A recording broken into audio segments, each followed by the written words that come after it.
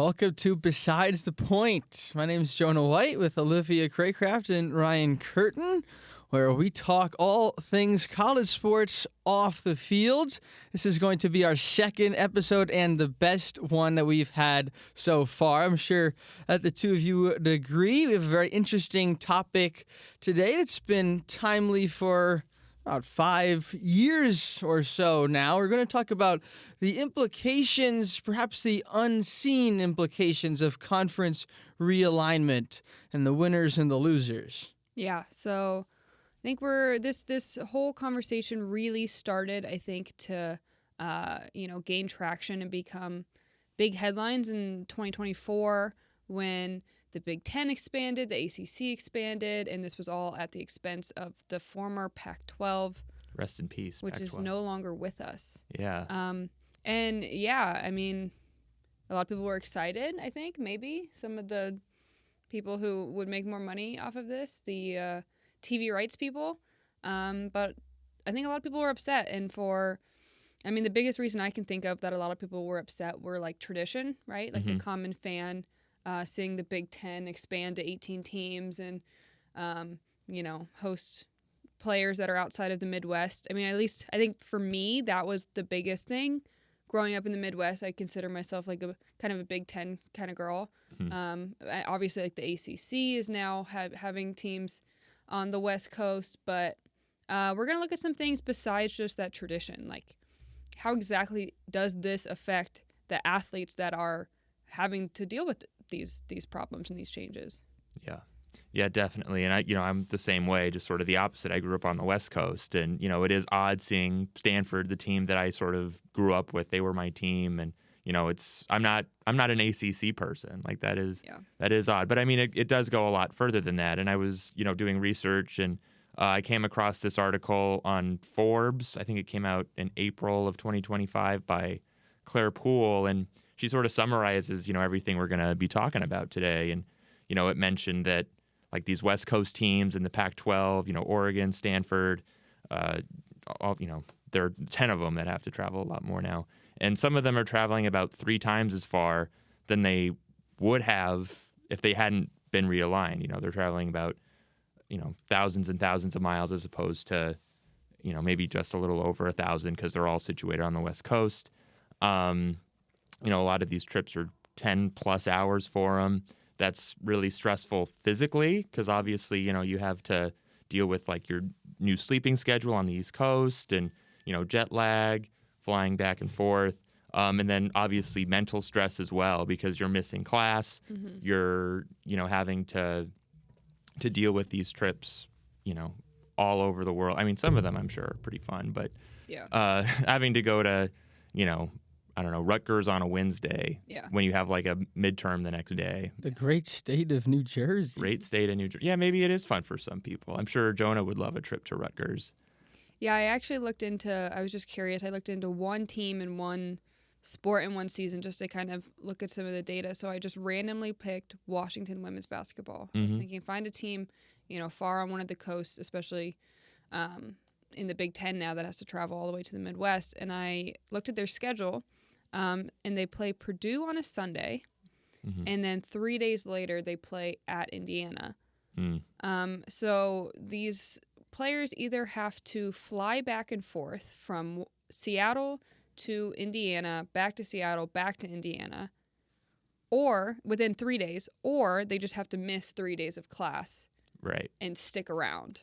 Yeah. And I don't know which of those sounds worse per se, but neither of them sound that great. Yeah, spending 3 days in Indiana or, having to go back and forth, 4 flights actually in the span of like 2 days or 4 days. Yeah, that doesn't sound very fun. And I mean, that impacts the environment as well, all these flights back and forth as well.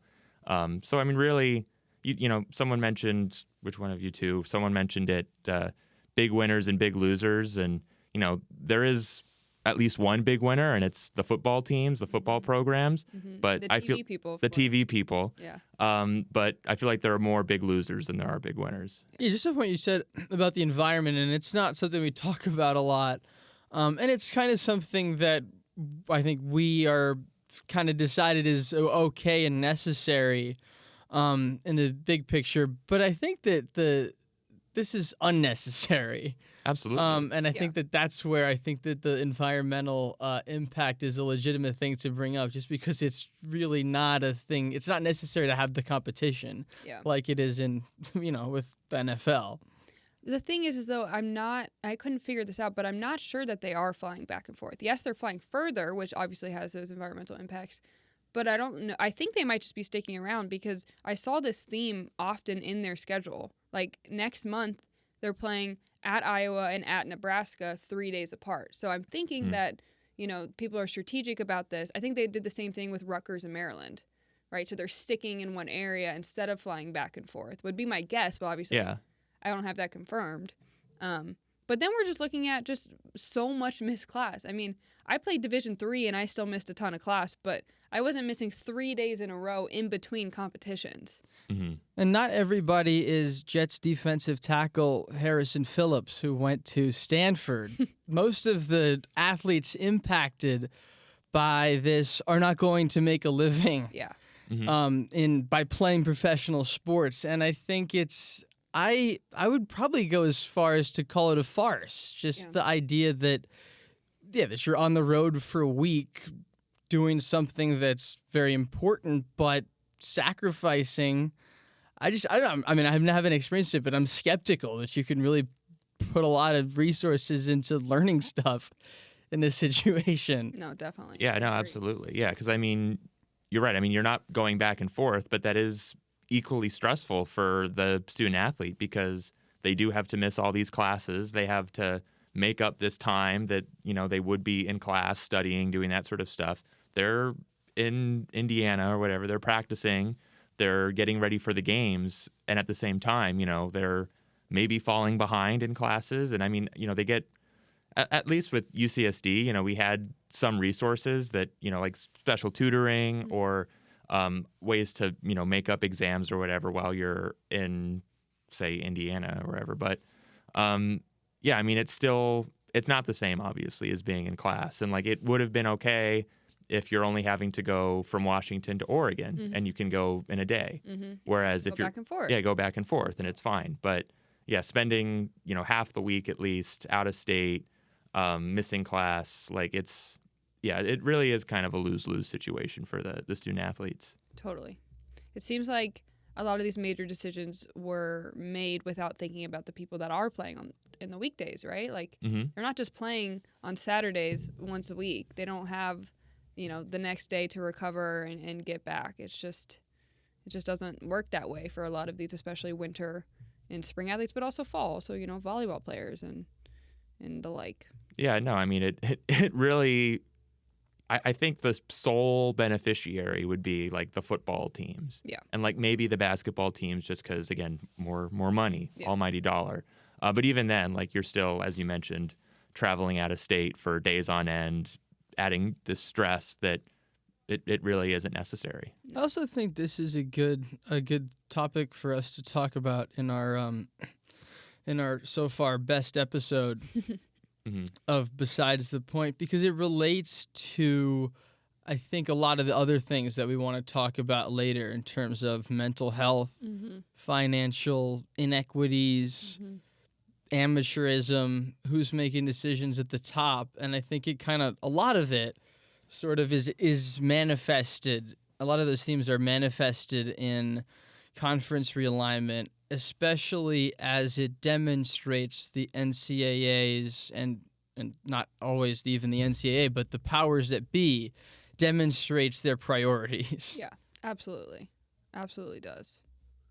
Yeah. Yeah, and I mean, as I mentioned, I swam at UCSD and we got these sorts of resources, but not to the same extent as a lot of other programs do. Like the football team, I'm sure they have obviously the athletic training staff and all that, but they have probably at least, a tutor or two that's there to help people who, say miss a Friday afternoon class when they have to travel and then they play Saturday morning or something like that. But, like UCSD, like the mid-major schools, they're seeing the impact of this just as much as the bigger schools because they have the same issues. They're trying to do it really just to survive, right? A lot of these smaller conferences are losing money as schools are sort of trying to move up the ladder and make more money. When I was at UCSD, we started in the Mountain Pacific Sports Federation, and now we're in our third conference since I started at UCSD. We went from MPSF to Big West to West Coast Conference, at least starting next year we'll be in the West Coast Conference. And because of all these realignments and figuring out, who's going to be in what conference, our conference championship meets were in Utah. They were in St. George, Utah, and they were in Houston, Texas. And at least for us, that didn't really make any sense because most of the teams in our conference were in California, but they had to move it to Utah because that's all they could work out with these new, alignments. So like it wasn't a difficult trip to, Utah or Texas, but at the same time, like you're still missing a week of class and you're missing an extra day or two for travel that wouldn't have been necessary before. Because my first year it was in LA, which made more sense for everybody. I feel like, and also there's just that sense of like competitive spirit that sometimes gets lost in college sports, right? Like, don't you want your conference opponents to be your, hated, fiercest rivals? When you're changing conferences 3 times within your career, how are you supposed to establish that? It's true. Yeah. And I mean, we had like a rivalry, with like Santa Barbara. They sort of went with us, but I don't think they're going to the West Coast Conference with us. So, I mean, you're right. It is basically different every year. And like as the years went along, at least for me, I don't know how it was for you, Olivia, but, we're playing fewer teams in general as a result as well, just because we don't have these rivalries. We don't have these big stories. We're barely like settling into our conferences, so like we don't have like conference opponents to play in that sense. Yeah. Of course, New York City has its big college football rivalry with Fordham and Columbia. Oh yeah. Brutal. And they play Go Rams. in different. Yeah, where do they even play? Because like they don't have a football field at Columbia, do they? Probably not in Manhattan. I don't believe. Definitely not in Manhattan. I think they do. I've been to a Fordham game back in the day. We used to play when we played NYU, we would play at Columbia because NYU doesn't have a field. Oh, really? Interesting. But I think they do have a football field. They probably do. Somewhere far away. I don't Yeah, think it's they have not to in take a bus Manhattan. to get there. I know that for sure. Yeah. Yeah. Yeah. I don't think it's there. But well, it's interesting. But like, I guess that rivalry is preserved because they're not actually important teams, in the scheme of things. What do you mean? Even if they are to New Yorkers.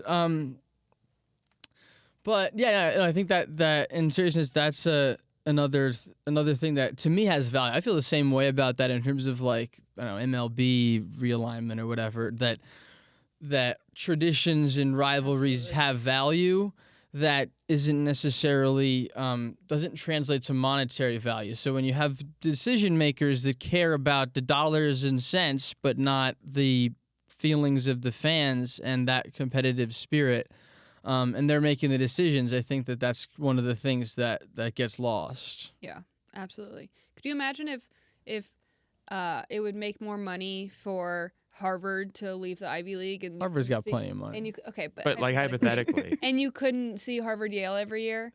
Or if it made more sense for Ohio State or Michigan to get kicked out of the Big Ten and you couldn't watch that game every year?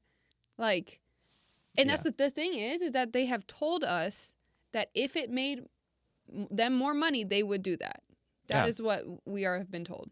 Yeah, well, I fully believe it too, because I mean, teams like, Oregon and Washington, they left their rivals, Oregon State, Washington State, to again make more money. They're following the dollar. Yeah.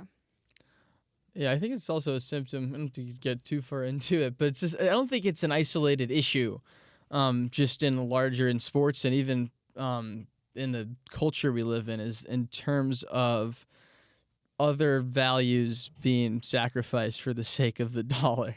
Yeah. Yeah, absolutely. Ryan, can you talk a little bit more about how all those conference changes affected you specifically? Because I personally didn't go through any of that. Yeah, I mean I don't think necessarily I think other people felt it more than I did, and I was lucky to sort of get out when I did because like we're not going through the second conference change, but there were certainly a lot of people that were like really stressed out by these competitions going on out of state because you are gone for a week at a time. Like at the end of the year, we would always have a meet. One year it was in Florida. There were a couple years where it was actually in Indiana. And we would literally be gone for the entire week of school. And it was like the week before finals week, so you're like finishing all your assignments. You're supposed to do your studying. And at the same time, you've got like the biggest meet of the year going on at the same time. Yeah. And,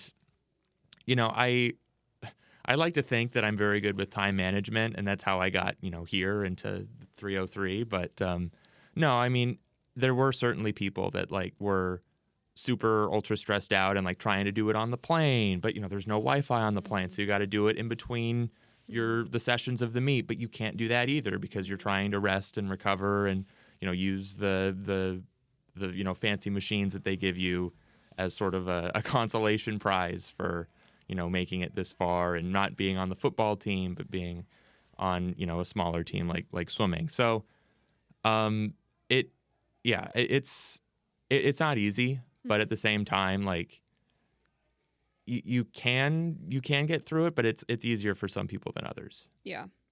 I feel like one of the big themes that makes conference realignment so maybe like shocking to me is that it almost implies that either students have to be taking such easy classes that it doesn't matter that they're missing this much and that they can still learn and pass and all that, which is concerning, or that they're just aren't able to fully do that. You know what I mean? Like those are kind of the only options there. And if we're going to continue with, the myth of student athlete and not athlete student, I mean, maybe you have to go back and I don't know, relook at things like that.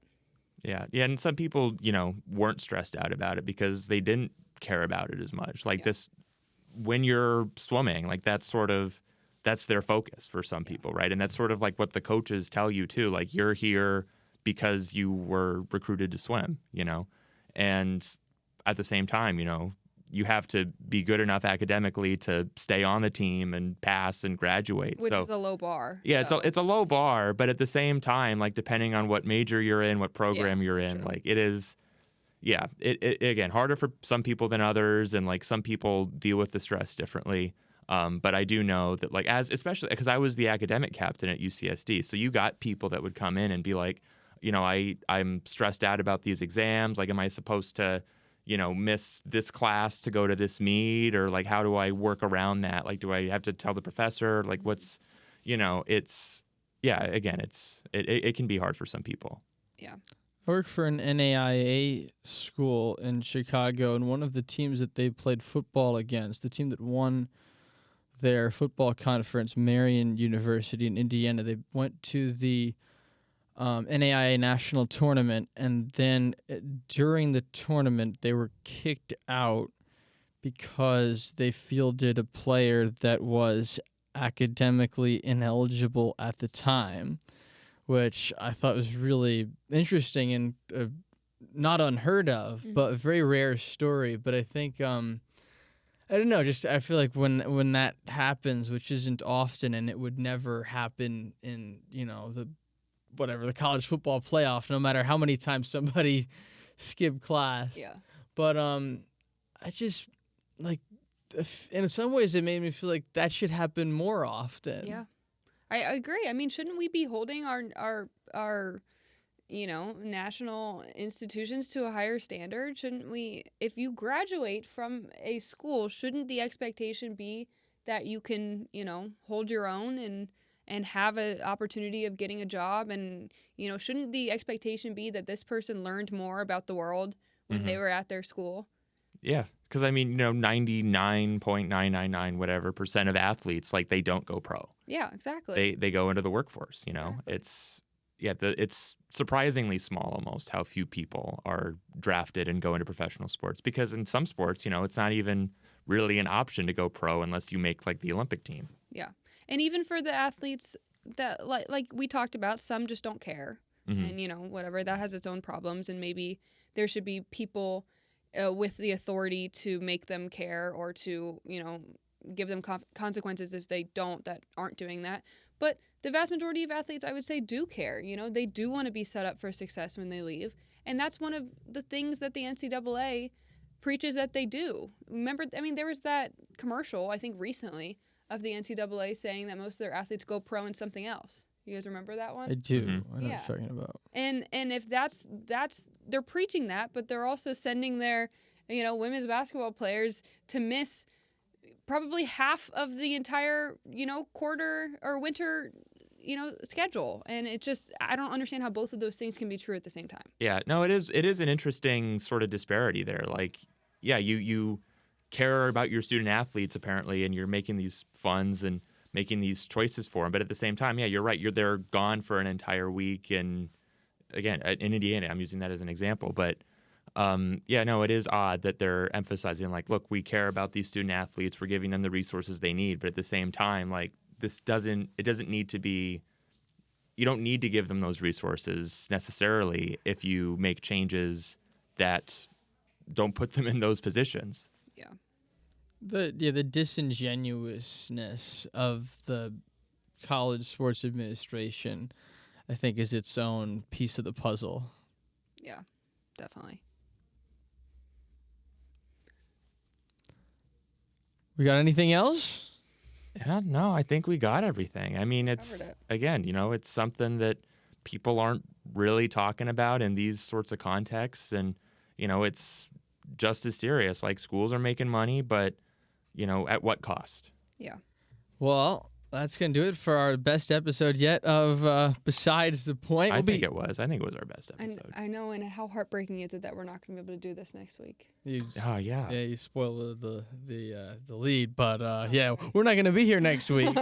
Some of us will be in various exciting places. Yes, we're going to do some cool things and maybe come back and talk about them. Yeah, absolutely. Go Seahawks. And for Olivia, Ryan, I'm Jonah saying so long from 303 East Wacker. This is Besides the Point. We'll catch you in the next one. See ya.